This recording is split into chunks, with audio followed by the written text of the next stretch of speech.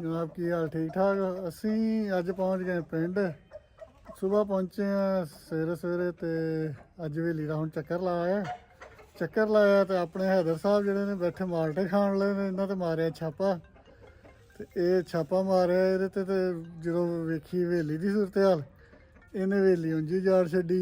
आ वेखो हुण लगा होया सारा इन्हें जाड़ दित्ती हवेली। हैदर ये क्यों ढाता है? डंगर नहीं सी बनने गर्मियों च?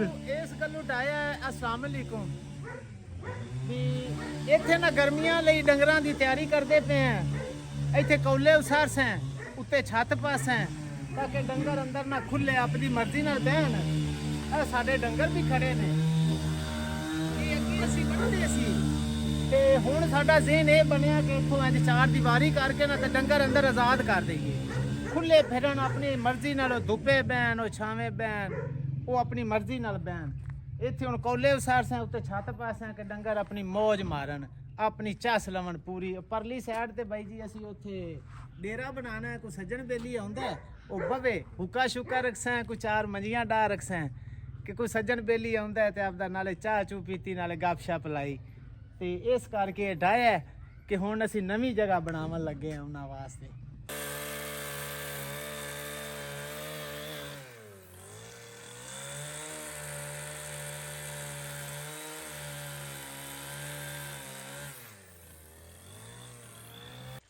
जिस तरह कि तुसीं देख रहे हो हुण सब तो पहले जी बड़ी लकड़ रख रहे हैं, लोड कर रहे हैं। इस तो बाद फिर आहिस्ता आहिस्ता करके छोटे पीस लोड करेंगे तो फिर अपना काम कंप्लीट करके चले जाओ। तो जिस तरह तुसीं देख रहे हो ये हुण ट्रैक्टर की मदद नाल ट्राले के उपर लोड कर रहे हैं क्योंकि इसका वजन बहुत ज़्यादा है।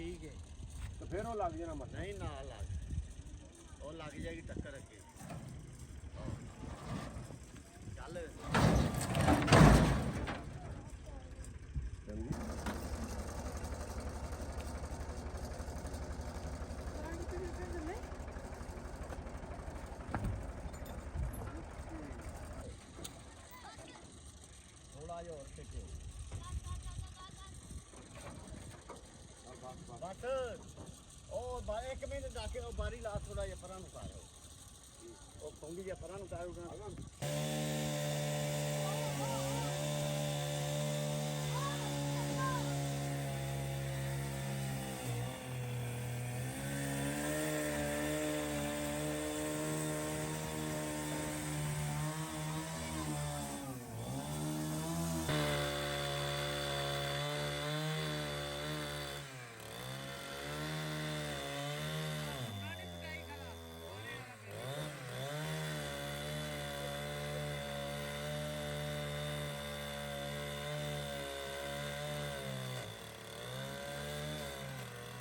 तो हुण आ गए जी मेरे कुछ मेहमान, मैनू जाना पै रहा उन्होंने कोल, जिसकी वजह तो मैं कंप्लीट वीडियो नहीं बना सकता।